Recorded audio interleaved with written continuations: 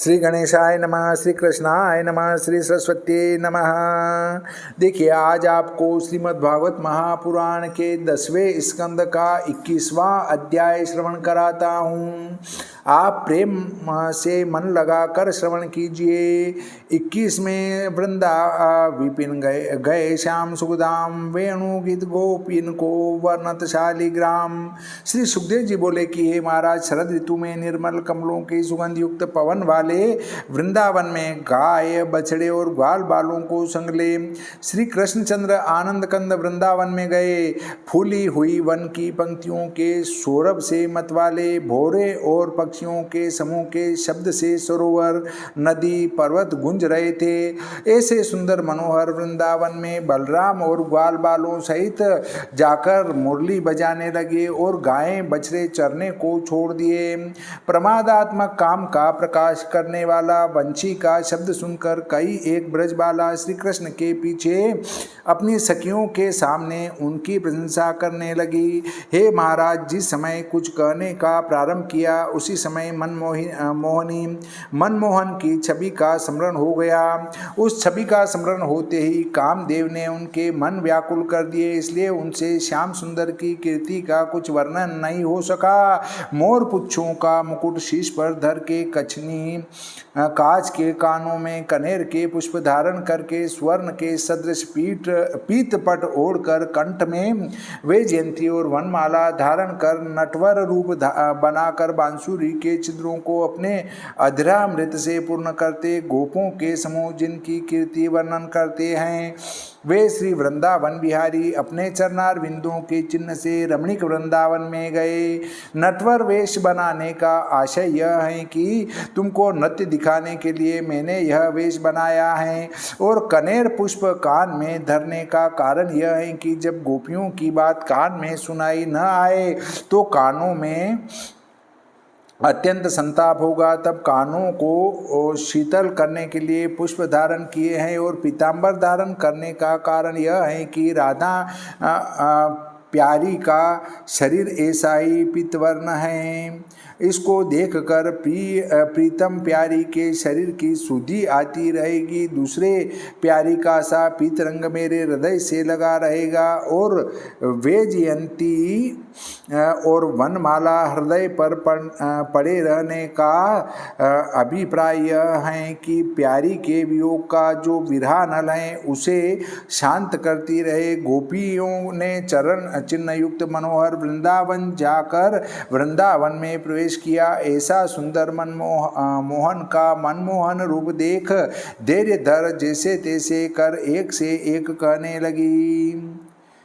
तद्वर्ण ये तु मारब्धाः स्मरन्त्यः कृष्णचेष्टितं नाशकन्न स्मर वेगेन विक्षिप्त मनसो नृप बर्हापीडं नटवर वपुः कर्णयोः कर्णिकारं बिभ्रद्वास कनक कपीशं वैजयन्तीं च मालां रन्ध्रान् वेणोरधर सुदया पुर्यन् गोपवृन्देर्वृन्दारण्यं स्वपदरमणं प्राविशद गीत कीर्तिम इति वेणुरवं राजन् सर्वभूत मनोहरं श्रुत्वा व्रज स्त्रिय सर्वा वर्णयन्त्यो अबीरे भीरे। यहाँ श्लोक में राधा नाम नहीं आया है, अर्थ में इनने राधा नाम लिखा है। हे राजन, इस प्रकार सब जीवों के मन को मोहने वाली मनमोहन की बांसुरी की टेर सुनकर ब्रजबाला परस्पर उसकी प्रशंसा करने लगी। प्रशंसा करती ही करती परमानंद रूप के सागर में मग्न हो मुरली मनोहर का मन से आलिंगन करती थी। गोपी कहने लगी, हे सखियों, उन्हीं नेत्रवान पुरुषों के नेत्र संसार में धन्य हैं, और हम दूसरे को धन्यवाद नहीं दे सकती जिन्होंने सखाओं समेत गायों को चराते, मुरली बजाते, प्रेम भरे कटाक्ष चलाते श्री कृष्ण बलदेव का मुखारविंद देखा है। दूसरी सखी बोली कि आम के पल्लव, मोर पुच्छ फूलों के गुच्छे, उत्पल कमलों की मालाओं से दीप्यमान, नीलांबर पीतांबरों से चित्र विचित्र वेश धारण किए श्री कृष्ण बलराम दोनों भाई ग्वाल मंडली में गाते हुए ऐसे शोभायमान जान पड़ते थे जैसे रंगभूमि से दो नर नाटक कर रहे हैं। तीसरी गोपी बोली कि हे सखियों, इस बांसुरी ने ऐसा कौन सा तप किया है कि जिसके पुण्य के प्रभाव से हमारे पीने योग्य अधरामृत के रस को यह आप ही अपनी इच्छा पूर्वक पी रही हैं। जिन सरोवरों के जल से इस बांसुरी के बांसों को सींचा है, उन सरोवरों में कमल नहीं फूलते, मानो आनंद से रोमांच हो आए हैं। और जिन वृक्षों के वंश में इस बांसुरी के बांस उत्पन्न हुए हैं, इन वृक्षों में मद नहीं टपकता, मानो आनंद के आंसू बहाते हैं। क्यों वह अपने आप को धन्यवाद देते हैं कि धन्य है, धन्य हमारे भाग्य जो हमारे वंश के बांसों में ऐसी बांसुरी उत्पन्न हुई कि जो आठों पर श्री कृष्णचंद्र आनंद कंद के मुखारविंद से लगी रहती हैं।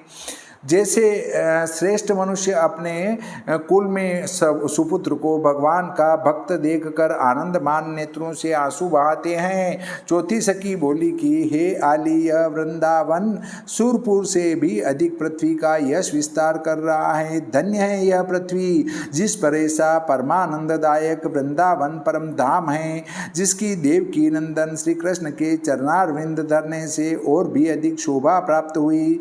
और इस वृंदावन में जिस समय मुरली मनोहर की मुरली का शब्द होता है, उसको मंद गर्जने वाली श्याम घटा जानकर मोर प्रसन्न होकर नाचने लगते हैं। उनका अनुपम नाच देखकर सब जीव जंतु निश्चल होकर बैठ जाते हैं। ऐसा परमानंद किसी और दूसरे लोक में भी सुना है, कहीं नहीं। यह पूर्णानंद वृंदावन में ही हैं। पांचवी सखी बोली कि हे सजनी, यह पशु जाति मूर्ख हरिणी भी धन्य है कि जो मुरली का शब्द सुन अपने पति के संग विचित्र वेश किए वृंदावन बिहारी के स्नेह की चितवन से सम्मान करती हैं। और हमारे पति तो ऐसे निर्दयी हो गए कि हमको उनका दर्शन भी नहीं करने देते। छठी सखी बोली कि हे प्यारी, यह अद्भुत बात भी तो सुनो कि स्त्रियों के आनंद का देने वाला श्याम सुंदर का मनोहर रूप देखकर उनकी बजाई बांसुरी की मनोहर ध्वनि सुनकर विमानों में बैठे गमन करती हुई देवताओं की स्त्रियां यद्यपि अपने पतियों की गोदी में बैठी हैं, तो भी कामदेव के बाणों के लगने से ऐसी व्याकुल हो गई कि उनके सिर के बालों में से पुष्प गिर जाते हैं और निवी खुल जाती हैं। जब देवांगना ही मनमोहन के स्वरूप को देखकर मोहित हो गई, तो फिर हम मोहित हो गई तो क्या आश्चर्य की बात है। श्री कृष्ण प्यारे के मुख से निकलते हुए बांसुरी के गीत रूप अमृत को गाय बछड़े कान रूप पात्रों से ऊपर को उठाकर पीते हैं और श्री कृष्णचंद्र को दृष्टि से आलिंगन करते प्रेम के आंसू बहाते चित्र के समान लिखे से खड़े हैं। बछड़ों के मुख में दूध के थन और गायों के मुख में घास के तृण मुख में ही रह जाते हैं। हे माता, इस वन में जो पक्षी हैं वे सब मुनीश्वर हैं। मनोहर पत्र वाले वृक्ष की शाखाओं पर बैठकर नेत्रों को मुंह मौन साध श्री कृष्णचंद्र मनमोहन प्यारे का दर्शन करते हैं और बांसुरी के मनोहर गीतों को सुनते हैं, क्योंकि मुनि लोग भी भगवान के दर्शन के लिए काम कर्म को त्याग वेद की शाखाओं के आश्रित हो उनके विशाल रूप कर्मों का गुण ग्रहण कर सुखी हो मौन साथ भगवान के गुणानुवाद सुना करते हैं। इससे उनकी समता वाले ये पक्षी मुनिजन ही जान पड़ते हैं। चैतन्य जीवों की दशा जो कुछ थी वह तो थी ही, परंतु मुकुंद भगवान की बांसुरी की टेर सुनकर नदियों में भी भंवर पड़ते हैं। उनसे यह सूचित होता है कि यह भ्रमर नहीं पड़ते, हमारे हृदय में कामदेव के गड्ढे पड़ते हैं, मानो जल स्तंभित हो आलिंगन करके आच्छादन करता है। ऐसे ही लहर रूप हाथों से कमल के पुष्प भेंट ले लेकर मुरारी श्री कृष्णचंद्र के चरणारविंद को समर्पण करते हैं। बलदेव जी को और ग्वाल बालों को संग लेकर धूप में ब्रज की गायों को चराते मुरली बजाते अपने प्यारे मित्र घनश्याम को देख श्याम घन उन पर छत्र छाया कर नन्ही नन्ही बूंदों की वर्षा करने लगे, क्योंकि सच्चा मित्र श्याम सुंदर का मेघ ही है। देखो कृष्ण का भी श्याम रंग और मेघों का भी श्याम रंग, कृष्ण के भी पीत वस्त्र और मेघों के भी पीत बिजली, पीत बिजली, कृष्ण के मुक्ता माल और मेघों के बगपाती, कृष्ण की मुरली गरजे और मेघ आप ही गरजे, कृष्ण अमृत की वर्षा करे और मेघ जल की वर्षा करे, कृष्ण वन में घूमे और मेघ आकाश में घूमे, कृष्ण पर बोहों के धनुष हैं, मेघों पर इंद्र का धनुष है, कृष्ण के और मेघ के सब लक्षण एक से मिलते हैं। एक दृष्टांत है कि 4 भंगेड़ी नशे में चूर होकर आपस में कहने लगे कि राजा के आदमी कितने होंगे। एक रणधीर सिंह बोला, फलाने परगने में राजाओं के आदमी 1 लाख हैं।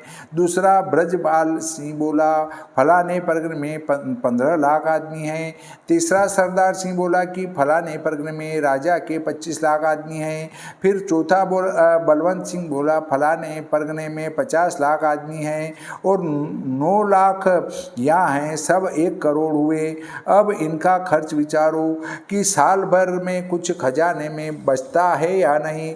एक बोला 50 लाख तो फौज का खर्च होता है, दूसरा बोला 25 लाख महल में खर्च होता है, तीसरा बोला 10 लाख इमारत में उठता है, चौथा बोला 15 लाख वस्त्र आभूषण में खर्च होता है। इस हिसाब से खजाने में कुछ नहीं बचता। यह बात राजा के दूत सुन रहे थे। राजकाज की बात सुन राजा को पर्चा लिख दिया। राजा ने मंत्री को बुलाकर खर्च का हिसाब पूछा तो सब उन्हीं के कहने के अनुसार ठीक निकला। राजा ने उन 4 भंगेड़ियों को बुलाकर पूछा कि हमारे घर की बात तुमने कैसे जानी? हमको ऐसा मालूम पड़ता है कि तुम हमारे खजांची से मिले हुए हो। भंगेड़ी बोले कि न हम चोर हैं न आपके भंडारी से मिले, हम तो भंग के नशे में अपनी बातें कर रहे थे, आप ही विधि मिल गई होगी। देखो 4 कोड़ी की भंग के नशे में राजा के घर का बंदोबस्त बांध दिया। मतलब भांग खाने वाले जो अंदाज से बातें कर रहे थे वो भी सत्य हो गई और राजा के घर का हिसाब कर लिया उनने। फिर दूसरी सखी बोली, आली हमसे तो यह वन की भिलनी धन्य है, क्योंकि प्रिया के स्तनों में जो चर्चित केसर कस्तूरी जब रति के समय कृष्णचंद्र के चरणों में लग गई हैं और वह चरण अरुणाई लिए जब मन में विहार करते समय घास में लगे हैं, उनको देख कामातुर भिलनी उस केसर और कस्तूरी को घास पर से लेकर अपने मुख और स्तनों पर लगा लगा कर कामाग्नि के ताप को शांत करती हैं। हे सखी, हमारे भाग्य में तो इतना भी नहीं जो किसी प्रकार अपनी कामाग्नि को शांत करें। एक गोपी और बोली कि हे अबलाओं, हे सहेलियों, यह गोवर्धन पर्वत भगवान के भक्तों में कोई परम भक्त जान पड़ता है, क्योंकि इसके ऊपर बलराम और घनश्याम के चरणारविंद लगने से तृणादिक जो उपजते हैं वे तृणादिक नहीं हैं, किंतु मेरी समझ में ऐसा आता है कि उसके रोम खड़े हो रहे हैं और अपने आनंद में मग्न हैं। कृष्ण बलराम को अपने ऊपर आता देख उनको शीतल जल, हरी घास, कंद, मूल, फल भेंट करके उनका आदर सत्कार करता है। एक और सखी बोली कि हे सखियों, ग्वाल बालों को संग लेकर कृष्णचंद्र बलराम जब वृंदावन में गायें चराते हैं और सब त्रिलोकी के मोहने वाली मुरली को मधुर स्वर से बजाते हैं, तब उस मनोहर बंसुरी का शब्द सुनकर सब जंगम स्थावर की नाई स्थिर हो जाते हैं, अर्थात जहाँ के तहाँ खड़े के खड़े रह जाते हैं, अपने आनंद में मग्न हैं और वृक्षों की जंगमों की सी गति हैं, अर्थात उनके रोमांच हो जाते हैं। हे सखी, यह अद्भुत आश्चर्य है, न आज तक कहीं आँखों से देखा और न कानों से सुना, परंतु इतने पर भी बलराम और नंदलाल अपना ग्वालपन दर्शा रहे हैं। कैसे गोए दोहन के समय गायों की बांधने की रस्सी सिर से बांध रहे हैं और पांसी कंधे पर धर रहे हैं, उस समय का कुंज विहारी लाल की शोभा वर्णन करने की किसका सामर्थ्य है। इतनी कथा कह श्री सुखदेव जी बोले कि हे कुरुकुलभूषण, इस प्रकार वृंदावन में विहार करने वाले वृंदावन विहारी के चरित्रों का गोपियां परस्पर पर वर्णन करती करती कृष्णमय हो गई। श्री भाषा भागवते महापुराणे दशम स्कंदे पूर्वार्धे भाषा टीकायां वेणुगीतवर्णनम नामेक विंशोऽध्यायः। श्री गणेशाय नमः, श्री सरस्वत्यै नमः, श्री कृष्णाय नमः, श्री रामाय नमः, श्री हनुमते नमः।